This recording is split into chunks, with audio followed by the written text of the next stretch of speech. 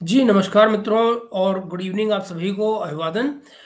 मेरे आज के इस व्लॉग को यूँ ना देखा जाए कि मैं इसमें कोई व्यंग कर रहा हूँ या तंज कर रहा हूँ। दरअसल इसके पीछे शायद कहीं ज़्यादा गुस्सा, कहीं ज़्यादा दुःख है, जो मैं एक्सप्रेस करना चाह रहा हूँ। और वो आप आगे चल के देखेंगे कि मैं आपसे कहना क्या चाह रहा हूँ। दरअसल पाकिस्तान में महँगाई ने अपनी रिकॉर्ड तोड़ बैटिंग के सिलसिले को आगे बढ़ाते हुए करीब 38% तक होने का एजाज़ आज हासिल कर लिया है। और आज की तारीख में पाकिस्तान दुनिया का छठा और एशिया का सबसे महँगा मुल्क बन चुका है। ये गौरव आज उसने हासिल कर लिया है। लगातार बढ़ती जा रही इस महँगाई से गैर यकीनी की एक सूरत-ए-हाल पैदा हो चुकी है पाकिस्तान के माशरे में, पाकिस्तान के समाज में। और इसके चलते हर शख्स परेशान है, हर शख्स। रोज़गार के मौके दिन-ब-दिन कम होते जा रहे हैं, कम से कमतर हो रहे हैं बल्कि। तो यूथ के बीच में भी इसके चलते मायूसी आ रही है, मायूसी छा रही है बल्कि। और मायूसी छाने के बड़े सीधी-सी रीज़न है कि आप जैसी भी एजुकेशन मौजूद है पाकिस्तान में, आप वो एजुकेशन लेते हैं और उसके बाद भी आप दरअसल कहीं भी नहीं पहुँच पा रहे हैं, क्योंकि मारा जो जो फैक्ट्रियाँ हैं, ऑफ़िसेज़ हैं, रोज़गार के जो मौके हैं, वो सब के सब एक-एक करके खत्म होते जा रहे हैं। क्यों? क्योंकि इकॉनमी जो है वो डाउन ट्रेंड पर है और उस पर कोई काम करने को तैयार नहीं है। जय हो बाबा इशाकदार की। चलिए, आगे बात करते हैं। तो इसके चलते हर शख्स परेशान, रोज़गार के जो मौके हैं वो दिन-ब-दिन कम और मायूसी। उसके बाद में रोज़गार की तलाश में अब नौजवान अब नौजवान जो हैं वो नौजवानों में एक एक एक कैफ़ियत तारी हो रही है, कैफ़ियत तारी हो रही है इस तरह की कि जहाँ वो गैर कानूनी तरीकों से, मैं फिर बता दूँ, गैर कानूनी तरीकों से मुल्क से बाहर जाने की कोशिश कर रहे हैं और ये जुनून लगातार बढ़ता जा रहा है। ये क्यों हो रहा है? क्योंकि कहीं न कहीं हर शख्स अपनी ज़िंदगी को बेहतर करने की बात सोचता है, बेहतर ज़िंदगी का ख्वाब देखता है और ये जो बेहतर ज़िंदगी के ख्वाब हैं, ये वो अपनी तरफ आकर्षित करते हैं लोगों को, जिसके चलते ये नौजवान अपनी ज़िंदगी को दाँव पर लगाकर भी विदेश जाने के लिए चल पड़ते हैं। इसमें ऐसा भी नहीं कि कुछ बहुत सस्ता खेल है। ज़्यादातर ये लोग जो हैं वो रूरल इलाकों से होते हैं, ग्रामीण इलाकों से होते हैं और इसके चलते खेत बेचकर, मकान बेचकर, प्रॉपर्टी बेचकर वो ये पैसा लोगों को दे रहे होते हैं, एजेंट्स को। एजेंट्स जो बेसिकली दूसरे लफ्ज़ों में कहा जाए ह्यूमन स्मगलर्स हैं। तो कल कल लीबिया से यूरोप की तरफ जाते हुए बेसिकली इटली जा रहे थे। इटली जाते हुए ग्रीस में एक वेसल का एक्सीडेंट हुआ। वेसल ये बेसिकली ट्रॉलर्स होते हैं, फिशिंग ट्रॉलर्स होते हैं, जिनमें ये इस तरह के काम हो रहे होते हैं। तो फिशिंग ट्रॉलर में बैठते हुए ओवर क्राउडेड ये ट्रॉलर था, जिसमें करीब 750 लोग सवार थे। इन 750 लोगों में से 310 लोग पाकिस्तानी हैं। ज़रा सोचिए, 750 लोग लीबिया से निकले हैं इसमें और वो सब के सब उनमें से 310 लोग, मतलब लगभग-लगभग आप मान लीजिए 40 कम आधे से ज़्यादा आधे हो जाते हैं करीब।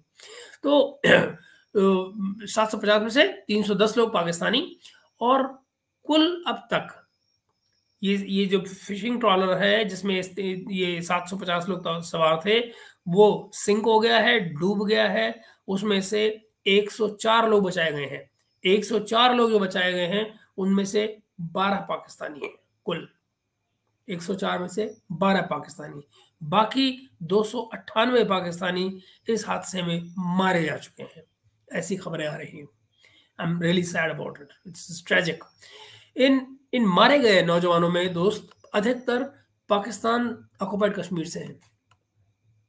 पीओके जिसको हम कहते हैं, पाकिस्तानी उसको आज़ाद कश्मीर कहते हैं। 27 नौजवान पाकिस्तान के को कोटली इलाके से हैं। जो जो जो अगेन, और ये इलाके वेल नोन है कि यहाँ से इन लोगों को ले जाया जाता है। यहाँ पर ये काम धंधा चलता है ह्यूमन स्मगलिंग का। तो पाकिस्तान के बेहद कामयाब फाइनेंस मिनिस्टर, आप जानते हैं उनको, इशाकदार साहब, उन्होंने पाकिस्तानी इकोनॉमी में जो अपने चमत्कार दिखाए हैं, अब उसने मुल्क को एक ऐसी राह पे डाल दिया है जहां ह्यूमन स्मगलर्स का रोल बड़ी तेजी से बढ़ता जा रहा है पाकिस्तानी सोसाइटी में। विदेश जाने की इस धुन में और अपनी इस कोशिश में अब तक सैकड़ों नौजवान अपनी जिंदगियां गंवा चुके हैं।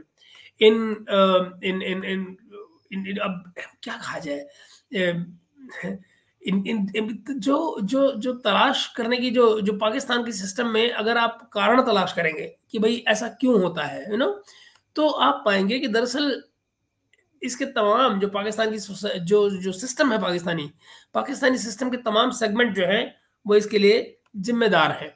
फॉर एग्जाम्पल मैं आपको बताता हूँ कि पॉलिटिशियंस की बात कीजिए। मौजूदा गवर्नमेंट में 13 पॉलिटिकल पार्टीज हैं। इन 13 पॉलिटिकल पार्टीज उप्स इन 13 पॉलिटिकल पार्टीज में ज्यादातर जो है वो पिछले 35 से 40 साल से किसी न किसी से मिलकर, किसी कहीं इस डिक्टेटर से तो कहीं दूसरी पॉलिटिकल पार्टी से, छोटी से बड़ी से मिलके पाकिस्तान की सत्ता पे काबिज रही हैं। नाउ पाकिस्तान से एस्केप करने की ऐसी कोशिश करने वाले जो ये यंगस्टर्स की मेजोरिटी जो है वो अपने मुल्क के हालात जो हैं, जो इकोनॉमी के जो हालात हैं, उनसे तंग आकर बाहर की कंट्रीज में जाना चाहते हैं।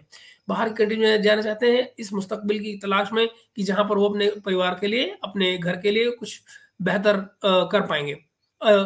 इस सब को करने में ये इलीगल ह्यूमन स्मगलिंग जो हो रही है, अब ह्यूमन स्मगलिंग तो इलीगल ही होगी, उसको करने में जो मदद करने वाले लोग हैं वो खुद पाकिस्तान के हैं, पाकिस्तानी सरकारी विभागों के लोग हैं। चाहे वो FIA हो, चाहे लोकल पुलिस हो, जो जो जो जानते हुए भी कि कहाँ पर ह्यूमन स्मगलिंग हो रही है कोई एक्शन नहीं लेते। और जाहिर है उनको उनका शेयर मिलता रहता है, वो क्यों एक्शन लेंगे। तो इस तरह के हालात हैं। अब आप आगे बढ़ें और ये देखें कि इन हालात से तंग आकर ये तो नौजवान निकलने के लिए बाहर, मुल्क से बाहर निकलने वाले मदद करने में जो इलाके जो लोग ह्यूमन स्मगलर्स को मदद कर रहे हैं वो FIA वाले शामिल हैं। जो पेपर्स फेक बनते हैं वो उसमें भी उनका काम आता है, वो भी लोग इसमें शामिल होते हैं। और पहले इनको ले जाया जाता है लीबिया, वहां से फिर वहां पर इनको महीनों रखा जाता है। महीनों वहां रखने के बाद में फिर कुछ कुछ करके लोगों को वहां से निकाला जाता है कश्तियों में, ट्रॉलर्स में, अलग अलग। और वो अक्सर ऐसा हो जाता है कि जब समुद्र में इनको छोड़ा जाता है तो कहीं एक्सीडेंट होते हैं, समुद्र की लहरें हैं भाई। और वहां पर इस बार हुआ क्या है, इस बार ये मामला जरा हाइपअप हो गया है। हाइपअप क्यों हो गया है? क्योंकि जो एक्सीडेंट का जो स्केल है वो बहुत बड़ा है। वरना इस तरह के हादसे दोस्तों रोज होते रहते हैं, रोज। क्योंकि छोटे ट्रॉलर में जो लोग निकल रहे होते हैं उनको आप क्या करेंगे। अच्छा आगे आप चले। और इनफैक्ट आज की इस ट्रेजेडी की कुछ खास बातें भी थी, वो ये कि ये लोग इतने डेस्परेट थे कि जब ये सिंक हो रही थी बोट, तो कुछ मर्चेंट नेवी के कुछ शिप बगल से पास से निकल रहे थे। उन्होंने इनकी तरफ रोप फेंकी कि रोप को पकड़कर ये लोग उस तरफ आ जाए, उस मर्चेंट नेवी के शिप की तरफ को, और उनको बचा लिया जाए। लोगों ने, आप जरा सोचिए डेस्परेशन की लेवल, और कि जिस दुनिया से वो निकल आए हैं, जिस सोसाइटी से, उस सोसाइटी में वापस जाने की उनकी बिल्कुल भी इच्छा नहीं है, कि उन्होंने वो रोप भी नहीं पकड़ी। उनको उनको ये भ्रम लगा कि ये लोग हमको ग्रीस, जहां हम पहुंच चुके हैं, या लीबिया और ग्रीस के बीच में जहां भी हम हैं, हमको यहां से वापस भेज दिया जाएगा पाकिस्तान। तो उस चक्कर में उन्होंने वो भी नहीं लिया। फूड की सप्लाई लेकर जो लोग आ रहे थे उनके लिए, कि भाई शिप सिंक कर रहा है, बोट सिंक कर रही है और उसमें कुछ लोगों को खाने की जरूरत होगी, कुछ उनको दिया जाए, वो सप्लाईज लोगों नहीं ले रहे थे कि इन सप्लाईज के जरिए कहीं ना कहीं हमको वापस ले आने की तैयारी की जा रही है। तो बड़ी मुश्किल में लोगों को उस तरह से फीड किया गया वहां पर। तो वाकई में हालात बहुत खराब। तो देखिए, आपने अक्सर पाकिस्तानी मीडिया में सुना होगा बिलावल भुट्टो की बात। बिलावल भुट्टो की डिप्लोमेसी कितनी कामयाब है, और वो अपनी ये जो डिप्लोमेसी की, सो कॉल्ड डिप्लोमेसी की जो कामयाबी है, इसी की मशहूरियत के चलते हुए वो अगली बार के प्राइम मिनिस्टर भी बनना चाह रहे हैं। नहीं, और ऐसे ख्वाब देखना कोई बुरी बात नहीं है, लेकिन जरा सोचिए तो सही किस कीमत पर, यू नो। तो लेकिन क्या आप जानते हैं दोस्तों, पाकिस्तान के बिजनेसमैन के लिए या पाकिस्तानी पब्लिक के लिए उज्बेकिस्तान के वीजे तक बंद हैं, बैंड है। यानी कि अगर आप डबल सिटीजन है, डुअल सिटीजनशिप है, तो आप दूसरे पासपोर्ट से निकल सकते हैं वहां के लिए। उज्बेक एयर ने पाकिस्तान से अपने ऑपरेशन तक बंद कर रखे हैं। यानी जिसको उज्बेकिस्तान जाना होता है पाकिस्तान से, तो वो वहां से दुबई जाता है और दुबई से फिर उधर जाता है। यानी कि जो यात्रा पहले 2 घंटे की होती थी पाकिस्तान से उज्बेकिस्तान की, अब वो 6 घंटे की यात्रा है। तो एनीवे, तो ये मैं कहने की कोशिश कर रहा हूँ कि ये है वो डिप्लोमेसी की हालत, जिसके घोड़े पर सवार होकर बिलावल भुट्टो अगले प्राइम मिनिस्टर बनने के ख्वाब सजा रहे हैं। तो आगे चलिए। ह्यूमन स्मगलर्स जो है वो फेक पेपर्स के जरिए लोगों को लीबिया ले जाते हैं, जैसे मैंने कहा। वहां से फिर दूसरे मुल्कों में टुकड़ों में उनको भेजा जाता है। टुकड़ों में मतलब छोटे छोटे जत्थों में दिया जाता है इन्हीं ट्रॉलर्स के सहारे। हम उस मुल्क की बात कर रहे हैं दोस्तों जिसकी एलीट के घर में डॉग फूड भी फ्रांस का आता है।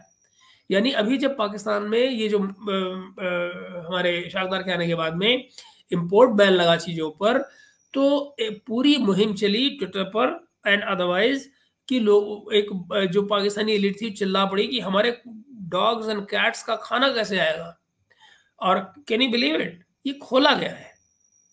मतलब और कुछ आ रहा है नहीं आ रहा है, लेकिन जो मिनिमम चीज़ें इस समय पाकिस्तान में इंपोर्ट हो रही हैं उनमें ये डॉग एंड कैट फूड है। आई मीन आप कल्पना कीजिए। तो मतलब इंडस्ट्री के इस्तेमाल की चीज़ें नहीं आ रही हैं। टेक्सटाइल इंडस्ट्री बंद हो रही है क्योंकि उसके इस्तेमाल की कलर्स और दुनिया भर की चीज़ें नहीं आ रही हैं। लेकिन कुत्तों का फूड आ रहा है इंपोर्ट हो गए, बिल्ली का फूड आ रहा है इंपोर्ट हो गए। ये है वो समाज जिसकी हम बात कर रहे हैं। तो हाँ, ये नौजवान जो हैं वो बेहतर मुस्तकबिल के लिए विदेश जाने की कोशिश में अपनी जानें दे रहे हैं और इनका वोट बैंक यहाँ के पॉलिटिकल क्लास को ज़रूर चाहिए। उसके लिए वो कुछ करेंगे नहीं। इस पॉलिटिकल क्लास के लिए वो कुछ नहीं करेंगे। लेकिन मैं मतलब इस ये जो सोसाइटी का सेगमेंट है नौजवानों का, इसके लिए पॉलिटिकल क्लास कुछ नहीं करेगी। लेकिन वो इनके लिए अपनी जो जो इनका वोट है उसके लिए वो ज़रूर मेहनत कर रहे हैं कि भई इनका वोट जो है वो उनको मिले। तो आगे चलिए। आप जानते ही हैं पाकिस्तानी पासपोर्ट दुनिया के 5 सबसे जो बदतरीन पासपोर्ट्स हैं उनमें से एक है, राइट? ओके। तो अरे हाँ, तो और पॉवर्टी के लिहाज से भी जो हालात हैं, मतलब गरीबी के लिहाज से वो भी मैंने आपको बताया अभी। जो शुरुआत में ही इस फिर आपके फ्रस्ट्रेशन इसके चलते बढ़ती जा रही है। गत 2022 ये जो 2022 अभी गुजरा है, इसके दिसंबर तक का जो डेटा अवेलेबल है दोस्तों, उसमें 1 साल के अंदर 9 लाख पाकिस्तानी नौजवान ऑफिशियली पाकिस्तान छोड़ चुका है, ऑफिशियली।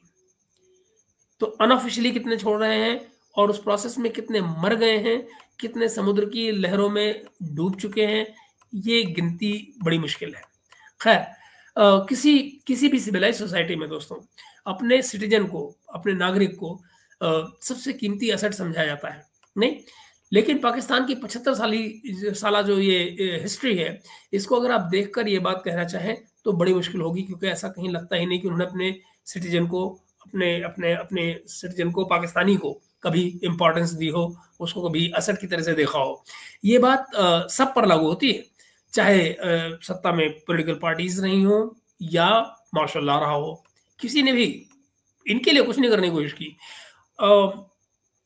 एक्चुअली मैं इस बारे में और कुछ बताऊं, पाकिस्तानी एंकर्स इसका एक और इंटरप्रिटेशन दे रहे हैं। कुछ एंकर्स जो वीलॉग्स भी करते हैं, वो ये कहने की कोशिश कर रहे हैं कि भाई ये समस्या तो बहुत पुरानी है पाकिस्तान में, और जिस समय पाकिस्तान के हालात बेहतर थे तब भी जो देही इलाकों के लोग हैं, रूरल इलाकों के लोग हैं, वो पाकिस्तान से बाहर भागने की फिराक में रहते थे।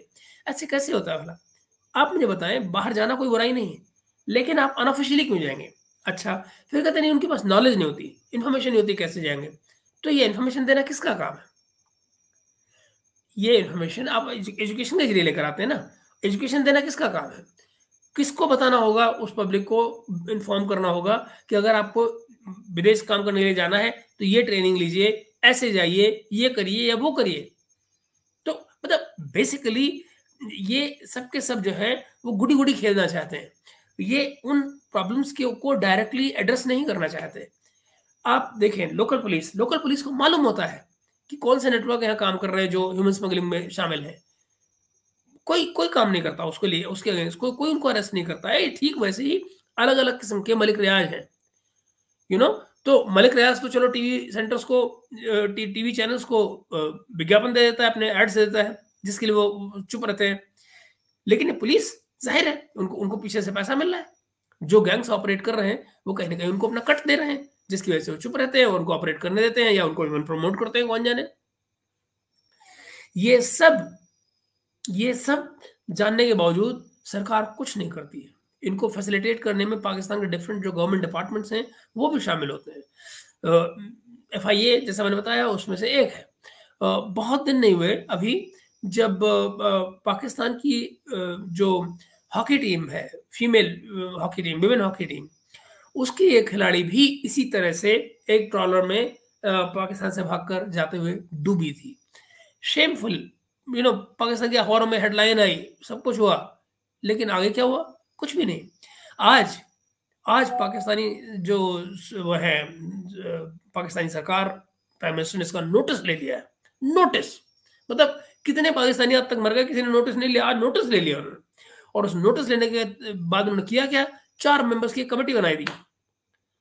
कहते हैं कि पाकिस्तान में जब कभी किसी मुद्दे को दबाना हो, चुप कराना हो, तो बस या तो एक कमेटी बना दीजिए या कोई पैनल बना दीजिए जो इंक्वायरी करेगा। वो इंक्वायरी चलती रहेगी, जो इंक्वायरी के मेंबर्स होंगे कमेटी के, वो पैसे खाते रहेंगे सरकारी, और कुछ दिन बाद खत्म हो जाएगी, आई हो जाएगी। लोग भूल गए, रिपोर्ट कहाँ गई कोई जानता नहीं, पब्लिश करने का रिवाज नहीं। तो ये जो 4 मेंबर्स की कमेटी बनाई है, जो इस एक्सीडेंट में बताया जा रहा है सरकार की तरफ से कि जाँच करेगी और उन लोगों को सज़ा दिलवाएगी जो इसमें शामिल हैं। यानी कि जो एजेंट्स हैं बेसिकली, है ना? अब अगर आप ये सब कोई कोई रॉकेट साइंस हो पता करनी कि भाई कौन लोग इसमें शामिल हैं, तो अलग बात है। वरना क्या लोकल पुलिस को ये मालूम नहीं होता कि कौन से गैंग हैं जो ऑपरेट कर रहे हैं और कहाँ से ऑपरेट कर रहे हैं, वो कहाँ मौजूद हैं और उसके लिए क्या किया जाना है अगर उनको पकड़ा जाना हो तो। तो ये है मित्रों वो सारी बातें जो मुझे आपको अपडेट में देनी थी। ये है वो ग्रीक ट्रेजेडी जिसका पाकिस्तानी वर्ज़न आज हमारे सामने है। वेरी सैड टू से कि सिर्फ़ इस बात के लिए कि आप बेहतर ज़िंदगी चाहते हैं अपने लिए, बेहतर मुस्तकबिल चाहते हैं अपने परिवार के लिए, और उसके लिए आप अपनी ज़िंदगी में जो कुछ भी आपके घर में होता है, उसको लुटाकर ये इल्लीगल रास्ता लिया जाता है और फिर वो ख़त्म होता है समुद्र की लहरों के बहाव में। तो very sad day, very sad day. और बाय द वे मैं आपको ये भी बता दूँ, आज पाकिस्तान ने अपने यहाँ शोक दिवस अनाउंस कर रखा है इन बच्चों की मौत के गम में। ये कैसा गम है और ये गम इनको कितना सताएगा कि इस पर कोई पॉज़िटिव स्टेप्स लिए जाएँगे, मैं नहीं जानता। मुझे उस पर भरोसा भी नहीं, फ़ेथ भी नहीं। तो मित्रों, ये थी आज की अपडेट जो मुझे आपको देनी थी, और मिलते हैं फिर अगले व्लॉग में। लाइक कीजिएगा इस वीडियो को और शेयर कीजिएगा। अगर आपने चैनल सब्सक्राइब नहीं किया है, तो वो भी कर लीजिएगा, और मिलते हैं हम लोग बहुत जल्दी अगले व्लॉग में। Bye bye for now.